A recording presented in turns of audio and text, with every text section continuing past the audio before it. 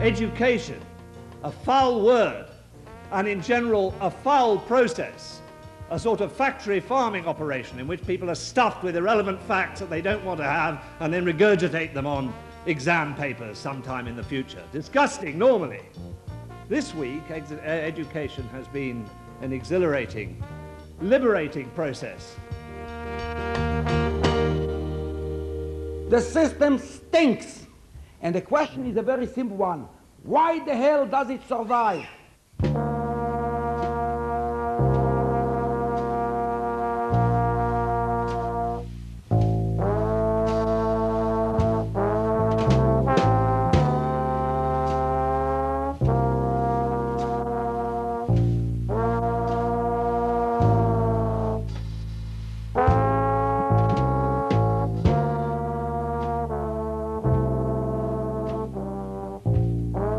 For 9 years now, the Tories have been on the rampage in the name of individual freedom. They've attacked the unions, closed schools and hospitals and cut the dole. Governments around the world have responded to economic crisis in the same way, with cutbacks and clampdowns that have caused homelessness and starvation across the globe. But the rich and powerful have got their own problems.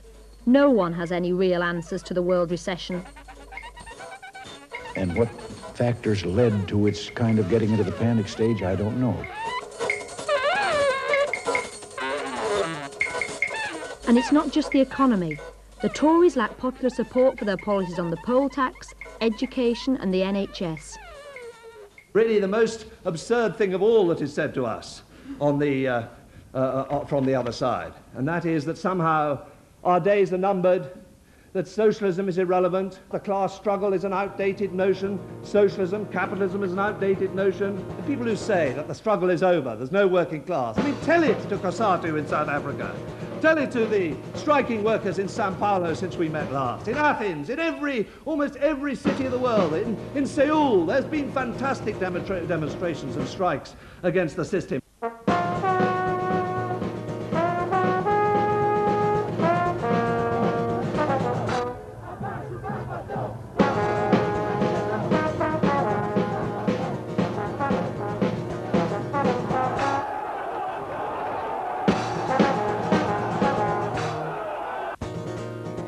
It's obvious that there are millions of people around the world crying out for change. The question is, how do we go forward? How can anger be turned into effective action? To change the world, we need to understand how it works. Marxism 88 provides everyone with the opportunity to learn about past struggles and to discuss and debate a whole range of issues that face us today.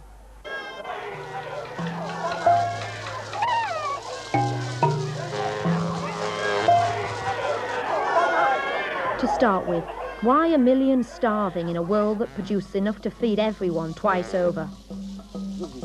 What is a solution to the horror of famine and poverty that stalks vast areas of the globe?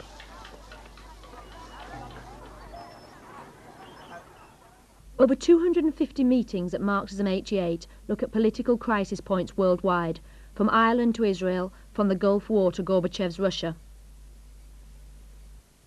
The present Russian leader seems a million miles from his conservative predecessors, but is he serious about making peace with the West? 70 years on from the Russian Revolution, Russia is hardly a workers' paradise. Gorbachev preaches economic reform and talks of a move towards democracy, but can glasnost work, or will mass and rest mean the end of his experiment? Many people argue that it is against human nature to organise collectively. Does Russia prove that socialism cannot succeed? The question I'd like to ask is... I think the problem in discussing the question of racism, black liberation and socialism... I might just put one question to Sharon. Yeah, I've got a few questions I'd like to put to Sharon Atkin. I'm in the Labour Party and I'm a revolutionary. I just want to ask a quite a simple question. Many meetings at Marxism will focus on the situation here in Britain. We'll try and learn from the past to discuss how Thatcher can be beaten. Can trade union leaders still defend their members, or is solidarity a thing of the past? Should unions abide by the letter of the Tory laws? How can we save our hospitals and defend the NHS? Do trade union leaders constitute a bureaucracy with interests different from those of their members? This is the important thing. The leadership of the working class at the moment, whether it's the trade union leaders or reformist parties, does not see their role as taking working class struggle forward. Talk to me. I talk to... don't plead with me. Plead with the government. Plead with the government to listen to the public.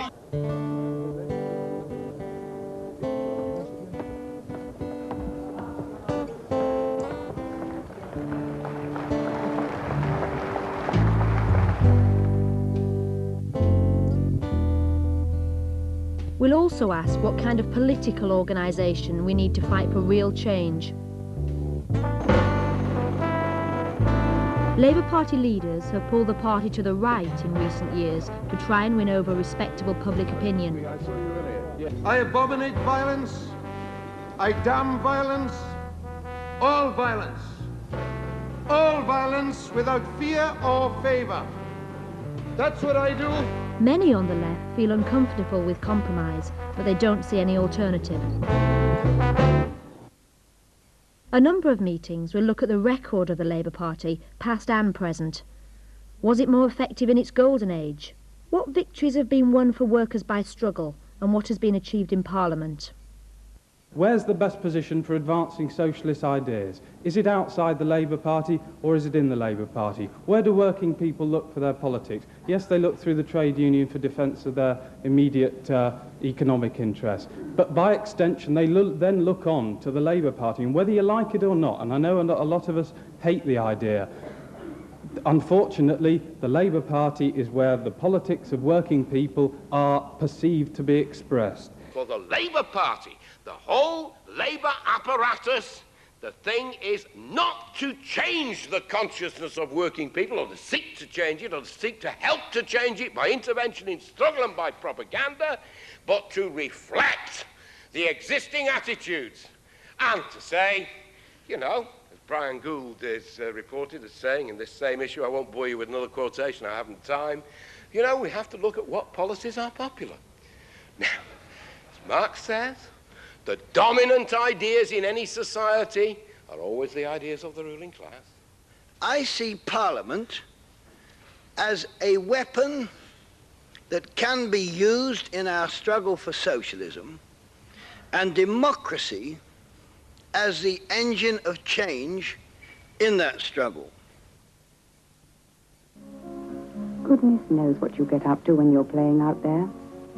Still, I've got my Purcell to help me. The virtues of the family are constantly being sold to us, but despite advances in the last 2 decades, women still bear the major burden of housework and childcare. Women also face the constant humiliation of being viewed as objects. Does pornography lead to violent attacks on women? Should it be banned? Are men the cause of women's oppression, or is it a product of class society? Recently, a number of oppressed groups have taken to the streets against vicious Tory legislation. At Marxism, we will discuss how to fight off the attacks and turn our anger into victory. Do you think, in that case, then, that you should allow the formation and support the formation of separatist groups, whether black or women's groups, and allow the movement to learn from them? For the last 10 years, there has been on the left what I would call a terrible, terrible pessimism. And that pessimism is this, that white workers benefit from racism. You see, we actually have to say this is absolute nonsense. Absolute nonsense, this notion. Because really what is at the back of it is the notion that workers will never fight on behalf of the oppressed and alongside the oppressed. Marxism 88 will consider the history of the working class movement in an attempt to understand the problems and potential of the class struggle. Just to indicate what's going on, to indicate what kind of a society it is we live in. It's an incident report from Ford's at Halewood. At 06:35 a.m. on Thursday, 9th of July 1987, I observed that only 2 operators instead of 3 were loading the east side windows of the front floors. I approached Mr. Bibby, 45129, asking him where Mr. Catterbowl, 42919, was. He replied that he was in the toilet. I then informed the area supervisor. At 7 a.m., I passed by the front floor area and was shouted over by Mr. Catamel. I went over to see what he wanted, and he stated that he would go for a shit any time he liked. And anyway, I was not to say too much to him, or the front floor Labour would fuck off home. Now, that may seem exceptional to us, comrades, but that is going on all the time. All the time that's going on. The minute they get a sniff of the profit, a sniff of the proceeds of increased productivity, they want more and more and more, and that is bound to lead to crisis and disruption, and bound to lead to revolt. Certain to. Utterly certain. The only thing we can confidently and certainly predict is that someday some set of people is going to say, that's enough, you're a shite hawk and an idiot, and we're not having any more of it, and we're all going to shit on the floor together.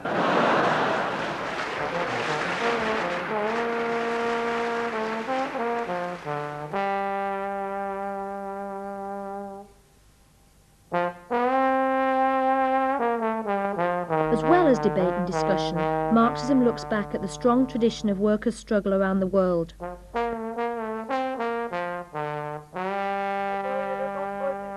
A wide range of courses examine the developing history of Marxist theory, the effort to understand the world from a critical working-class standpoint.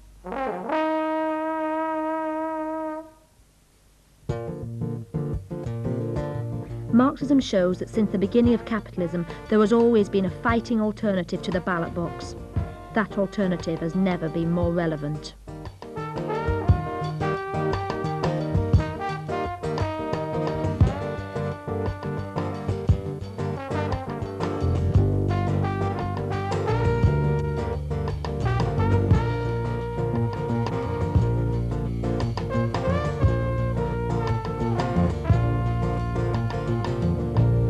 It's the only place on the left where the left can discuss the ideas of revolution and Marxism. What do ideas do? Ideas are the tools with which we change the world. If you don't want to be witch-hunted out of the Labour Party and you still want to fight for your class, there's only one place to come: Marxism.